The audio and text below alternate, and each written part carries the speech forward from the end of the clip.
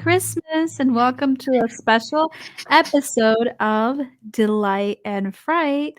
We have live on a phone call Joel. Hi, Joel. How are you doing? Hey, ladies, how are you tonight? We're doing good. It's such a pleasure to hear from you today. I'm so glad that you could join us as we're going to do a little discussion about a fun little movie called I Slay on Christmas. So we Oh, are wow. going yeah, we're going to play the trailer for everyone so they can see the fun, joyous they will have if they watch it, and as well as a little message from Phil Herman, one of the directors. So, without further ado, here is the special, very, very special trailer of I Slay on Christmas.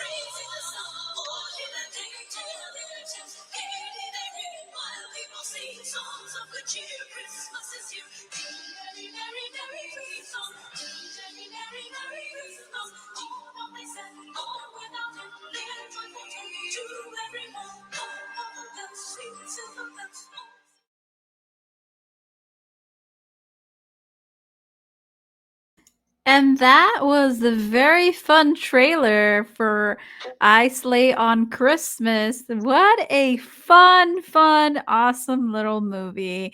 It's got so many elements. And before we get into the nitty gritty, here is a message from Phil Herman. So enjoy. Where are you? Here they go. Oh! Hey, thank you, Lunatic Scarlet Crowley and Delight and Fright, for showcasing my new movie, I Slay on Christmas. And thank you, Joel D Wynkoop, for representing us. I just gotta go put these away. After you see the movie, you'll understand what these are about, but I gotta go bury them someplace so they don't bother anybody else. Thanks again, and have a happy holiday. Aw, thank you so much, Phil, for that wonderful message for us. And I hope you buried all those pine cones very, very deep in the pits of hell. Holy hell, that those pine cones caused a lot of trouble, right, Joel? How did you get involved in this movie? Well, actually, and I'll be honest, and I'm sure Phil would want me to be honest. Phil and I have been good friends for 35 years, making movies together. And at one point, his son asked him, he goes, Dad, I want to get you and Mom a gift. Where do you want to go? And I think Phil said somewhere, he goes, why don't you go to Florida and see your friend Joel and meet him? And Phil was going, oh, that'd be great. So his son actually got him tickets and bought him, I think it was a Tampa timeshare. And it was up in the Orlando area. And when he told me this, I said, well, we're coming to see you, man. And he goes, oh, that'd be so great. He goes, that's what my son wanted. And I go, yeah, it'll be cool. So we actually, my wife and I drove up to the Orlando area. I forget what it was called. It's around Orlando. What? Oh, Claremont. Yeah, I should have known that. Claremont.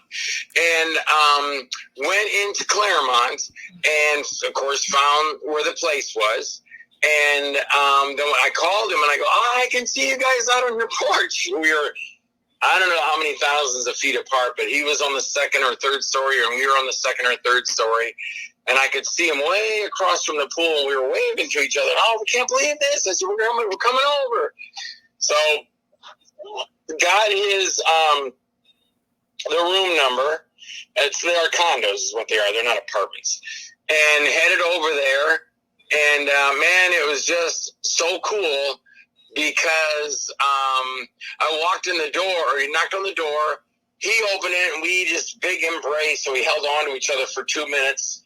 And, you know, I think we were both getting a little teary-eyed, like, oh, man, I can't believe I'm meeting you. And then, of course, got to meet Nancy, and Nancy met my wife, and my wife met Phil, and Phil met her, and I met Nancy for the first time. I knew Nancy for years, but not, you know, being able to actually see her. And that was just awesome right away. It was just a blast. And we were both, the first thing we said, I think, is, let's go make a movie. And because I told him, he's like, Nancy says, like, we can only spend a day, I don't know what it was, something about we didn't want to take away from the vacations. We wanted to see each other, but the wives didn't want to lose the two of us to movie making all the 4 days or 5 days we were there. So we separated it out. We said, okay, we're going to shoot something on, I don't know, maybe it was Saturday or something. But just getting together was great because we went and did all the amenities there. We went and there was a place there we went and had pizza together. And then we went to a place that had a bar, and they had a karaoke bar. And I go, oh, man, I got to get up and do some karaoke. And when I did, Phil got up and Nancy got up with their cameras, and they videotaped me singing Convoy and Easy Rider. And, I don't know, it's just Billy Joel. We didn't start the fire. I did like 7 or 8. The guy just said he would call us. He goes, okay, the Joel crew. Joel's coming up. And, yeah, so we had a blast there. And they put all those videos on Facebook, which was really neat. And we had done the Owen brothers over the past 3 years. We were just sending crap back and forth to each other. And I said, dude, I'm saving all this stuff because one day we're going to put this into a movie. And then I had an idea. I told Phil, I go, I want to do it where it's like a real live thing. Like if you watch on television, if you watch, you know, like Killer Kids and My Grandma Ate My Father, and they're all true live stories. The basic ones I can remember is, you know, the kids wait for their parents to come home and they kill their parents. They steal the car. They go to Iowa. They drain the bank. And it's all true stuff. And you see interviews from the people. You see reenactments. You see old video footage. Well, I said, well, it would be cool. We should do something like that. Put it together and we'll make it like, I mean, the whole gist is to make people think, oh, this is real. The best way I say it is like, if somebody didn't know me, they didn't know Phil, they didn't know anybody in the movie. It's designed to look like a program on television, like Killer Kids. You don't look at Killer Kids and go, oh, it's a movie. Oh, no, it's a crime show. We're going to tell you about these kids that killed their parents and stole the money and stole the car and tried to, take all the money out of the bank account. You see, those are true. Well, I designed this. Phil and I designed it because I always told Phil, I go, no, I want to do it like a movie. It's going to be like a real, true story. And that's how we did it. So if you didn't know us and someone is just like, hey, I found this copy in the street, it's a real life thing, you would watch that and think it was real. I mean, a lot of times I was like, oh, I just got to put some humor in here and be a goofball. And we would do, and I would do it, or I would have somebody else do it, or Phil would do it. But basically, it looks like one of those shows that runs on TV that tells you about, these killer people. And so when we were up there, we actually, we shot, because I said, I want to have the docu thing, but Phil said, let's go out and shoot some stuff. And Phil's idea, we'll put that in there. I go, no. I said, let's put it in there, but we're going to make this look like another movie maker went out with two guys that looked like the Owen brothers, and he shot this little rinky-dink movie because it's in the Owen brothers. It's like 20 minutes long. It's part of the whole entire crime magazine. And yeah, so it looks like this other filmmaker heard about the Owen brothers, shot a movie on them, but the whole thing's a parody, but it's designed to look real, and inside the realness of the movie is another parody of another person making a movie about the Owen brothers that are in the real movie, The Owen Brothers, that is a real crime story. And when I finished it, I watched it and I go, this is no different than what's on television, except ours is fake, but it looks, like I said, take Phil's name out and my name out, and if you might know some other people, take them names out, and if you just look at, as a regular person, let me just, like, if it was in a video store and you walked in and go, it's in the crime section, it must be a real life thing like on television, I'm going to look at this, you would think it's real. And that's why I think everybody that hears this, anybody that's out there, should get a copy of the Owen Brothers, because I think this is something that I put a lot of time into, Phil put a lot of time into, and it's just cool because it's so real. I think it's so real, and I think, like I said, the Guzzo brothers made a movie here in town in Tampa called Delson. And I was at the theater when we were watching it, and there was a lady sitting to my left, and she leans over to me and she's crying. And she goes, I can't believe this happened in Tampa. The security guard was killed, the little boy and the little girl, and the 7 other people are all dead. And I told her, I go, honey, did you know this is all made up? What? I go, the entire movie is made up. None of this happened. It's just made to look like it happened. It really happened? And I said, no, it didn't happen. It didn't? And I go, no, it's all fake. Oh, for God's sakes. Oh. And that pretty much is the story behind the Owen brothers. And that's why I'm like, I mean, we sold a lot of copies because we pre-sold a lot of copies, but I want to sell a lot more. I want to get the movie out there a lot more. And that's what I really want to push. I go, hey, this isn't just a normal thing from me and Phil. Like when Phil and I are doing horror tales and doomsday stories, and Phil helped me. Phil was in my short and my movie 187 times. And then we did doomsday stories together. Phil was in Craigline Incident 1, 2, and 3. I said, I don't want people to think this is just a movie we've created. This is a real life scenario. And that's why I really think people are going to like the Owen brothers. So about the time we were wrapping up the Owen brothers, Phil got a hold of me on Facebook and he goes, hey man, how's that going? I said, it's going good. I'm editing it. He goes, Phil did this to me when I was finishing Craigline Incident 2, I think. He said, he goes, we got to get on Horror Tales 2 now. And I go, buddy, let me finish Craigline Incident. And then when I got done with 2, I started Horror Tales 2. And then I was doing Craigline Incident 3. And then he wanted to do Horror Tales 3. And I was still editing Craigline Incident 3. So I was like, I got to get one thing done at a time. I can't run both at once. So, but we make a good team at doing this stuff. And, so same thing came up with this when I had Owen Brothers. He said, I've got another movie I want to do. And I said, what's it called? He goes, it's called I Slay on Christmas. And I'll tell you the absolute truth because I never hide anything. I said, buddy, I said, what is it? He goes, it's going to be Christmas stories, but they're going to be graphically violent and everything. I go, buddy, I just don't want to, do another horror thing, because, I've done plenty of horror, blood splatter and creep and whip games. And I said, I don't know if I just want to do it. And he kind of got mad at me. I was just like, I don't want to get all sticky and I don't want to get blood. I mean, that's what Tim Ritter would always say that to me. Because I don't want to get bloody and then I get it on the camera. And then I've kind of got that way too. I'm like, I don't want, because Kathy and I did something called Dead End. And calling Dead End, Phil's writing me now. He goes, why aren't you on that show? I go, I'm on here now. Yeah. And to be on the show, yeah. So because we did a thing called Dead End, and I used a lot of CGI stuff, blood and stuff, and then people are like, "Oh, it's not even bloody; it's CGI." So I said, "You want bloody? I'll give you bloody." So at first, I told Phil, I go, "Buddy, I don't want to do this, pal." And he was like, "Oh, great, thanks a lot, man." And I go, and then he seemed like he was getting mad. So I go, "No, don't get mad." And then what happened is, I went to sleep that night and I dreamed the whole story. And I woke up in the morning and I go, I got it. I know what I'm doing. And then I called him. I said, hey, I'm going to do it. Mine's called All Chopped Up and Nowhere to Go. I've already got it in my head. Kathy's in it. I'm in it. Sean Donahue, and I'll get some girl to be in it. And the next thing I know, I call Sean Donahue, and he goes, "You can use my place." I go, "Get me that little girl you used, Vera Marlowe. See if she wants to do it. Kathy will be in it. I'll do it." I said, I wanted a little boy in it, but then I said, you know what? Instead of having that kid there, and the kid's like not doing what I want, and the parents are there going, "Don't yell at my kid," and the kid's like, I just thought, you know what? I'm going to do the kid in a point of view, and I think it's going to be really funny. And that's what I did. And I told Phil, I go, "Don't," because he was still saying, you know, you're not even going to do it. I go, "No, I'm doing it, man."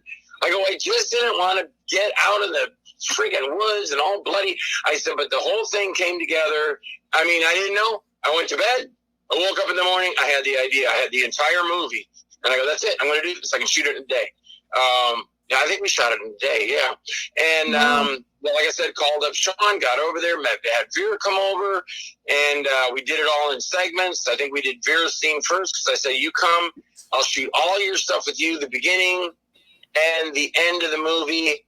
Then you can go, and then Kathy and I will be there all day. We'll shoot Kathy and my scenes. Then we'll get Sean's there, so we'll get his scenes.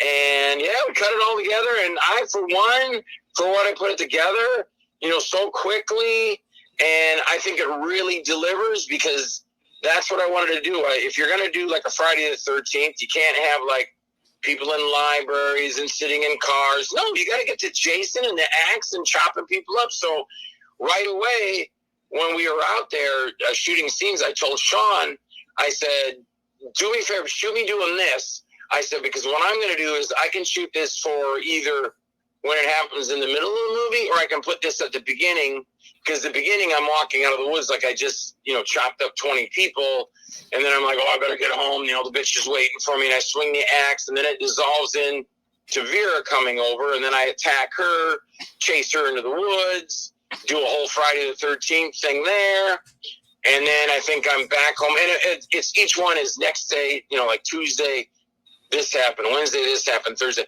So I think it came out pretty good for a little quick Friday the 13th segment. And Phil had said right at the beginning, because on 187 times I made my short for Doomsday Stories, which I didn't mean to, it came out 50 minutes long. It was supposed to be 23, and I cut it down to 30. And then I put footage back in, shot more footage, I made it a feature. Plus, it's a short. So in this one, he said, told everybody, "Look, 15 minutes, not 1 second over."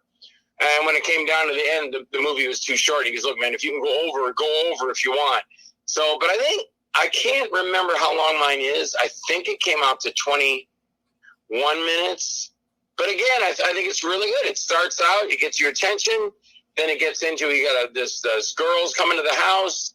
And then Kathy's playing my wife in the thing. And I'm shitty to her. And I'm shitty to the girl that comes to the house. And then you see what happens. I fight with the wife. She leaves. The baby's spitting on me. And I attack Vera. And then it's just a true splatter horror short. And I told Phil that. I said, if I'm going to do it, this is what I'm doing. This is my kickback to 1995 when I did the movie Creep, because that was very violent and very bloody. Nice. Yeah, I definitely loved it. And I really loved the idea of having all these little stories interconnect together by pine cones. That was interesting, because if that whole thing wouldn't have tied it together, they would have just been random shorts, random shorts that have nothing to do with each other in one movie that make no sense. But if you add that element of the pine cones together, then that just makes it like, oh, it's every pine cone is a little story. And that is so unique and interesting, and a very good way of storytelling where you can tell really random things. Yeah, because that's the whole link to, I'm trying to think of, well, we did Horror Tales. Now, Horror Tales, we did a little different. It's basically the same thing. In Horror Tales, I play a character in the house. In the first movie, I break into this guy's house, look at his computer, and as I'm reading it, like, I'll be looking at the computer, like, saying, the man walked down the lonely, scary, foggy street. And then it would just fade into a man walking down a lonely, dreary, foggy street. And the story goes on. And by the end of the story, when it's ending, it's back on me saying, and then the man fell over and fell down the well. Oh, that was a terrible story. And then I would go, oh, let me read this next story. And I think the problem was a lot of people, although I enjoyed it, I thought it was funny because I'm laughing at my character. I mean, I'm liking all the stories, laughing at my character, and I think a lot of people did. But there was a lot of people, too, that were just like, oh, Wynkoop goes on and on and on about the stupid getting a beer and having a ham sandwich. But that was the funny stuff because we wanted to break away from, the story. One story would end instead of just a guy sitting at a computer going, oh, that was a scary story. What's this one's about? Oh, big fat tree in the middle of the street. And then a big fat tree in the middle of the street. And you see the story. And it would be back to me. And they'd be like, oh, let me read this story about a big cow that flies with bat wings. Then you cut to a cow with bat wings. And then you're back to me. Oh, great. That was good. Okay. Bye, everybody. And that's the end of the movie. To me, that sucks. There should be a movie inside the movie. So when it came to my character, he'd be like, I'm sorry, Mr. Ghost. I'll read your stories, but can I please go have a ham sandwich? And the ghost is like, yeah, go get your fucking sandwich. And I'd be like, okay, thanks, Ghost. And then I go to the kitchen and I'm making a sandwich. And he's going, hurry up, fat boy, I want you to read some more stories.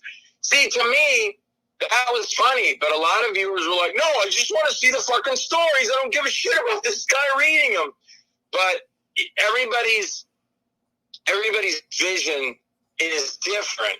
And I'm like, hey, when I write a lot, sometimes I'm like, hey, I'm not doing this for you, man. I'm doing this for me. So this is what I want to see. This is what I enjoy. Someone don't like it, I don't care. So I think Phil kind of took the idea because people were whining about that a little. And Phil goes, or even the Doomsday Stories, he did it. He goes, I'm cutting my stuff really quick. But to me, I don't think Phil should have cut his stuff quick. I think Phil, too bad. If people don't like it, they're like, oh, God, there's Phil guys walking around the beach, blabbing. No, because there was some of them where he goes, oh, here's this book. I'll read this story. And you don't hear him start to read it. It's just, boom, you're in it. And I would rather have seen Phil say, what's it say here? It says the girl was running down the beach and a man jumped on top of her. And then it turns into a man jumping on top of the girl. I want to see that. With Doomsday Stories, I think Phil was trying to be like, well, I don't want anybody getting mad because I'm taking too long. But on the other hand, I think you needed to tell a little bit of story in the wraparound middle segments. And I think he did it well with I Slay. But even that, I think it was too much, people whine because I just want to get to the stories. Kind of like Creep Show. They would come out of Creep Show, and you got the guy, that same thing with those people. They might be like, I don't want to see the fucking Crypt Keeper. I just want to see the next fucking story. But you kind of want to have that. What about Twilight Zone when the movie came out? Dan Aykroyd, the guy, they're driving down the road, and he's going, oh, yeah, oh, it's scary out here tonight. Yeah. Hey, you remember the Twilight Zone? And they're like, yeah. He's like, oh, man, that was great. You remember that story with the guy in Burgess Meredith? He broke his glasses. He had all the time. Oh, man. Those I see people were probably like whining about that. Where's she did? Just get to Twilight, get to the story. But those are what makes the story interesting. And then he's like, hey, you want to see something really scary? They turn the lights off, and then they turn them on, and he says, hey, you want to see something real scary? The guy goes, yeah, and he's like, pull the car over. And they pull the car over, and he goes, wait a minute. He turns away, and then Dan Aykroyd turns back, he's a monster, and he goes, Rawr! And he goes, Twilight Zone, da-da-da-da-da. That is the building of what you're going to see. And to me, I think that's what's important.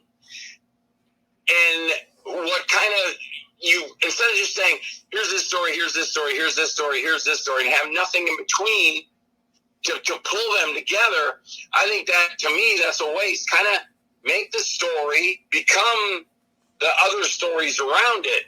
And I think Phil did that in I Slay, but at the same time, I would say, like, to hell with the people that say, just get to the stories. I think it would have been cool. Well, Phil did it, actually. He picks up the cones, and then,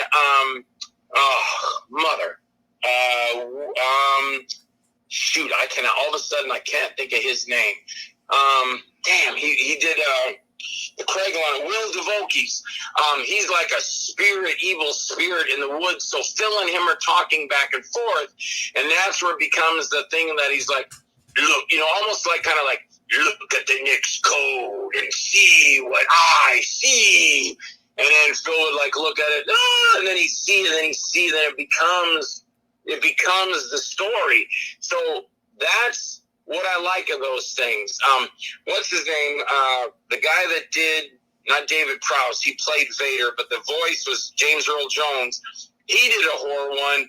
I didn't think that was too good. It was like Western horror stories, and he was trying to link them together.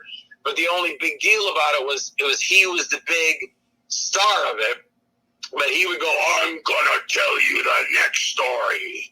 That is so scary. And I'm like, don't just tell the story. Just be like, all right, traveler, I'm going to tell you a story you will not believe. I like that. I like when someone's there telling you, what you're going to see, opposed to, I think, Doomsday Stories is a little too quick. It was just like, let me read this book, and then we're in the story. I want to have a little introduction to it. So I think I Slay on Christmas does that. It does it well, and it introduces, like when Phil's telling the story between him and Will DeVokis, it tells you the story. It's telling you the story that's coming up, because you're sitting there, I feel, as if you were watching it, when the guy is going, and he's looking at the book, or he's talking to the Spectre or the Will DeVokis character, he's talking to him, he's looking to the cone and see the evil that the woman, I don't know, whatever, but it starts to tell you, oh, here we go, we're going into a story. This is cool. It's kind of inviting you in to the story you're seeing, rather than just plopping it in your face. And I think we did that in Horror Tales. And like I said, a lot of people get upset with that. They were just like, some were like, hey, I love this. Joel, I thought you were cool. You're funny. And then it goes, and then you invite us in by telling you start reading the story, and it becomes alive. I like that. But a lot of people are like, I don't give a fucking shit that he's going to go get a sandwich in the kitchen. I just want to see my stories. So it's always something you, as a movie maker, you put out there. I mean, a lot of people just aren't going to like what you do. And you can't worry about that. And that's why I say a lot of times, I'm trying to think who said it. He goes, it's in a TV show or a movie, and he says, well, I didn't write it for you.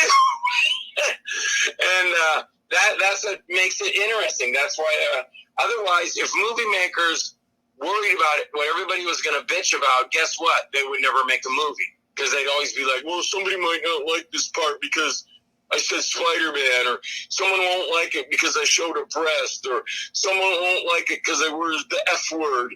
And you can't keep worrying about stuff like that, because nobody will like everything anyway. It doesn't matter. Mm-hmm. Yeah, that makes a lot of sense. And I think the film here definitely portrayed that. You guys just went with, what you had and what you wanted to do, regardless of who is gonna like it or not. So we definitely recommend you guys check it out. See for yourself the craziness that is I Slay on Christmas. Kat, do you have any questions for Joel while he's here with us? I just wanted to say I loved Sean's Mickey voice. Is that something that he practiced, or is it a voice he does all the time if he knows? Yes. Just hilarious. So basically Kat wanted to know if Sean's voice, his Mickey voice that he did, if that's something that he practiced, or is that something that just kind of came to him? Yeah, see, and that's another thing. Me, like as a director, I kind of let my actors do what they want, as long as they're doing what I want, but I'll let them do it. So when we did that, I think Sean maybe said to me, do you want me to use a voice? And I said, just do what you want. Let me see what it is. And I think the first thing was when we get him inside the house, he says, hi, I'm here to cheer you up with a nice Christmas song for you. And I I wasn't like, how are people going to like it? Will they not like it? I was more like, it was funny to me, and I like Sean doing it. I thought he was funny, and I said, do that. No, I like that. That's funny. I think he said, like, I could do it regular. I go, no, I like what you're doing with that. And, yeah, because I could have done it. He could have just done it normal, like, hi, I'm Jimmy the Elf, and it wouldn't be as funny as it was. And I wanted him to do the quirky character, and then he had that elf suit, and I'm going, he's got the elf suit, you might as well throw the voice in there. And it's funny. Now see, that's another thing. People watch and go, well, I lived on the blood and gore, and I like that girl's naked body, and I like the other girl that you were yelling at, and she was yelling at you, and the baby spitting on you, but I didn't like Sean changing his voice at the last. See, you can't worry about crap like that. You just got to make the damn movie. Yeah. If people like it, they like it. If they don't like it, I don't give a crap. You know, you like it, great. I'm happy. If you don't, I don't care. You know, some people like peanut butter. Some people like ketchup. Some people like hot dogs, and some people like steak. And the reverse. Oh, I don't eat meat. I'm a vegetarian. That's fine. I don't care. Whatever makes you happy. Yep. So when he did that, I was laughing. My wife was laughing. Veer was laughing. We all liked it. So I was like, no, keep it. I think it's funny.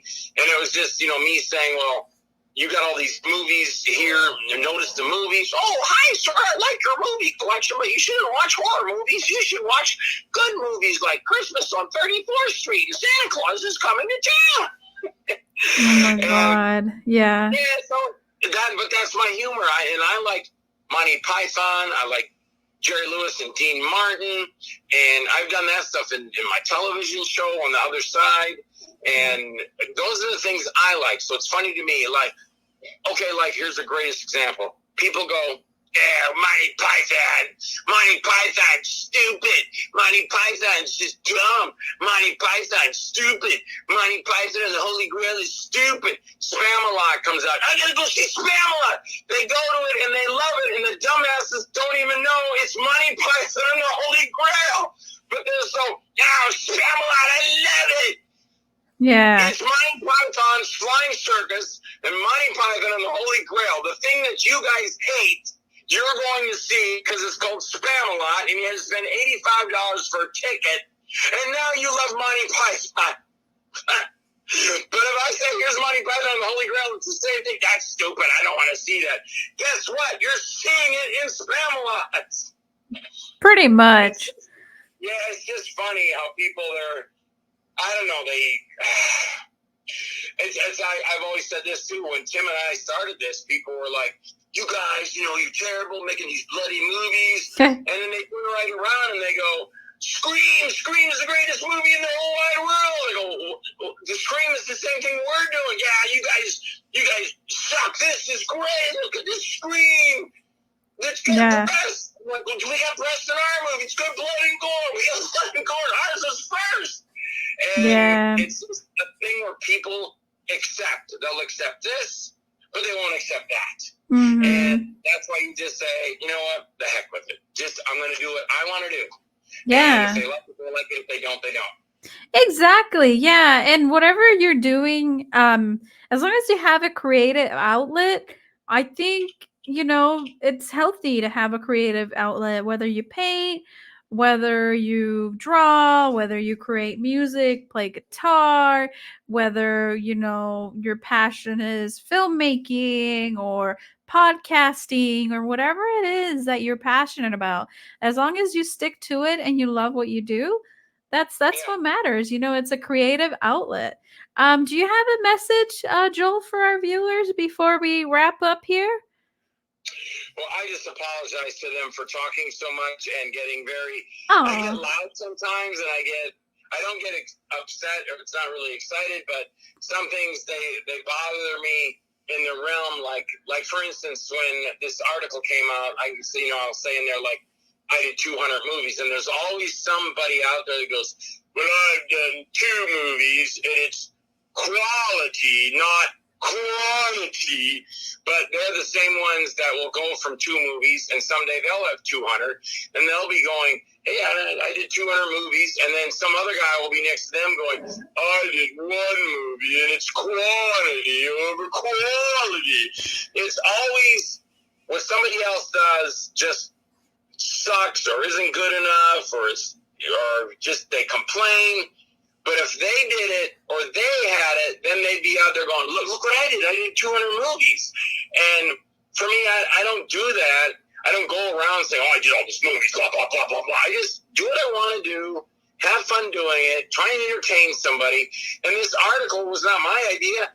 The reporter, Paul Guzzo, that works at the Tampa Tribune, he just hits me up on Facebook one day, and he goes, I was doing a thing for the Tampa Bay Underground Film Festival, and I seen your movie, Joel Wynkoop's 187 times is playing there. So I thought I'd look you up, and he goes, "Hey man, you've done over 200 movies." And I go, "Oh yeah, He goes, "Did you know that?" And I go, "Yeah, no big deal. I mean, it's cool that I've done those. You can always, at least if I died tomorrow, I could, I leave this behind for people. Oh wow, cool, look at all these. But I don't just go blabbing it around like, hey, you, come here, I've done 200 movies. I don't do that. I'm very laid back about it." So he asks me, and I'm still laid back about it. And he even said in there, you must have a lot of fans. And I go, "Paul, I never say fans. I never say, I got fans. I never say that. That's bullshit. I say I have friends out there, the friends I don't know, but they like my movies." And I go, "Those are friends of Wynkoop. They like my movies. Those are my friends. Those are the people that like my movies." I never say fans because I just think that's a bullshit thing to say. And it's, or like even Tom Cruise, well, my fans out there. Yeah, well, I guess they are your fans, Tom Cruise, because you'd have nothing if nobody went to see you in Risky Business and you didn't become a big star. You would have nothing.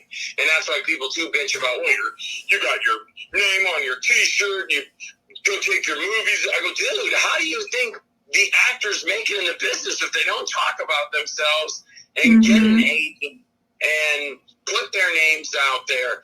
No one's going to know about you because your agent, like I told my agent Randy once, I go, "Randy, can you just do something where you can get me a whole bunch of work? Just really, really just push me out." She goes, "Joel, I can't. I have 3,000 actors I have to look after." She goes, "I can't just do that." I go, "Randy, I'm sorry. I know." So your agent's not going to do it for you unless you're paying them like $1 billion. Then they'll do it for you. Otherwise, the only person that's going to do it for you is yourself. And you will never get anywhere if you don't do anything. If I didn't get on the horn about Twisted Illusions back in 1984, and then we would have never done Truth or Dare. We never would have did Killing Spree. We never would have done Lost Faith, Wicked Games, Screaming for. We would have done nothing. If you don't promote yourself, if you don't make a movie and put it out there and go, hey, and tell people about it. Like one guy asked me, he goes, so what do? You go on TV and you drive around? And I go, yeah, you got to go on TV, man. What do you think? Burt Reynolds goes on Johnny Carson. He talks about Smokey the Bear. If he didn't go on and promote the movie, nobody would go see the damn thing. You have to self-promote. And I do that with my T-shirts and my movies and my Blu-rays and my DVDs and my posters and my wristbands and my television show, my comic book. You have to promote until, like, if Tom Cruise never made it and he just said, God, I just got to make it as an actor. I'm going to do my own TV show. I'll make my own movies. I'll make wristbands. I'll make T-shirts. And then guess what? All of a sudden he's taken off in the market because he's so much out there. And that's what you have to do to be discovered. Nobody really, you get your little Justin Biebers that go on YouTube and sing their songs, and then a record artist. That was all 1970, 1950 stuff with Coal Miner's Daughter and all that, going to the radio stations. Now everything's so infiltrated with YouTube and TikTok and Instagram and bullshit-orama and crap-orama and look at me-orama. But still, that Justin Bieber seems to be the one that kind of crossed that with the YouTube thing and became a big star. And people, oh, Justin, you're dumbass, do your stupid music, nobody gives a shit. Apparently he's a big star now. Yeah, I mean, he doesn't care about anybody's opinion when he has millions of dollars. I wouldn't care if I had millions, No, it's the old adage, the old, now like when, I'm a big Chuck Norris fan, and I got one of his magazines that has, 17 movies of Chuck Norris, just talking about all his movies, and the guy in the magazine is going, running from crap, big piece of crap, kick some people in the face, that's it, that was dumb, invasion USA, some terrorists come over, stupid Chuck Norris movie. You know what? Chuck Norris is just laughing all the way to the bank because he's rich. Yeah. He doesn't give a crap about what anybody's saying about him. Yeah, exactly. That's very true. That's very true. Well, thank you so much for leaving us with that wonderful message. It's definitely the way you describe is definitely how we got started here at Delight and Fright. We definitely started it. We had a vision in mind, and we just promoted with the help of course, our beautiful Miss Cat. Promoting on social medias and all of the medias and getting our name out there, getting fantastic guests like yourself on the show, and getting people interested in the show. And promoting the good work out there because indie horror does not get enough love and respect it deserves. Well, thank you so much, Joel, for spending a wonderful 40 minutes with us, chatting all things I Slay on Christmas. I hope you have a Merry Christmas and be careful with the pine cones, okay, Joel? Yeah, thank you. And thank you for letting me blab on. I apologize to everybody if I went too long, but like I said, I get really passionate about the movie making, and I'll leave you with this. The one thing you said about you two doing your show, if you two just sat around in a room and you were like looking at your partner there going, yeah, I wish we could do something. She was like, yeah, it'd be cool. You want some ice cream? Yeah, let's go to McDonald's. And then you ate at McDonald's and you went, yeah, it'd be cool to have a radio show. Yeah, it sure would. Hey, you want a Big Mac? We'll split it. Yeah, okay, let's have a Big Mac and split it. Hey, look at that guy in the bikini briefs. He's kind of cute. Yeah, oh yeah, we could have a show. We could have a show. Hey, you want to go over to do some karaoke? You got to stay focused. And you be like telling people, they're going, that's stupid, that's a dumb idea, you'll never make it, you'll never get anywhere. And then what happened? You got somewhere. I had a guy told me when we were doing Twisted Illusions in 1984, he said, I called him up and I wanted his opinion because I did this Barnes House of Horror in Stewart, Florida. And I told him, and he goes, well, what do you mean you're making a movie? I go, my partner, Tim Ritter, and I, we're going to make a movie. I thought I could get some actors from you, send me some of your actors. He goes, you can't make a movie. And I go, what do you mean I can't make a movie? We got a camera, and me and my partner, you have to go to a bunch of movies. You have to go to stage plays. You have to get up there. You have to meet the actors. You have to know about the business. You got to sit down and you got to write. Oh, God. And you got to have knowledge, and you have to think of these things. You can't make a movie. And I go, man, what are you getting so mad about? I said, it's not, we want to get our camera, we're going to make a little movie, and we're going to, you're wasting your time. You'll never become nothing. You're just, that's a waste. It's a waste to even do it. I don't even know I'm talking to you. I'm telling you right now, don't do it. You'll be a complete failure. Don't do it. Oh, God. Okay, man. Thanks for your suggestions. And I hung up, and we made Twisted Illusions, Truth to Dare, Killing Spree, and Tim and I have made 17 movies together, and I've made over 200 with other filmmakers. So you can't let people. Nike always said, just do it. I was saying, just do it long before Nike was. Wow. Yeah. No, that's a fantastic thing. I'm glad we didn't get pushed back here on Delight and Fright. I think Kat told her husband, and he was very supportive about it, and we supported each other, and it's been a wonderful time. And what a better way than spending the holidays than with you lovely folks. Well, we leave you with this. Watch Slay on Christmas for yourself. Support a local indie film and see for yourself the magic that is the wonderful pine cones. Thank you so much, both of you. So much. Thank you. Thank you so much. All right, everybody. Have a good night and a Merry Christmas. Bye. I wanted you to see my stroking my wiener, Luna. Stroking wow. my wiener for you. Yes. Yes, he's long. Was that okay? And I like the. And you like the what? There were booties in the movie. There was yeah. booty. Remember my obsession with booty? There needs to be booty. Yeah, there needs to be booty. Booty. We had boobs. We had nudity. We had booty. We had blood. We had pine cones. We had a mystery narrator guy that had the magical pine cone, cursed pine cones, whatever. We had. I'm trying to think of all the counters. Santa Claus. Santa We had Claus, Fright. the elves, murderous Murderous. Miss Claus. Yeah, we had a lot of creepy men, a lot of abusive men, a lot of drunk men, killer women. A Ooh, little bit of everything. yeah, a little bit of everything. Yeah. So this Christmas, you must slay on Christmas. Thank you so much, Joel, for your call, for your phone call. Sorry that we couldn't get you actually in the studio, but a phone call was just enough what we needed. And thank you also to Phil Herman for that lovely video that you recorded for us with the pine cones. Hopefully, you got rid of them. And Merry Christmas, Luna. Happy holidays, everyone. Merry Christmas, Miss Cat. Take care. All right. Bye, everybody. Bye.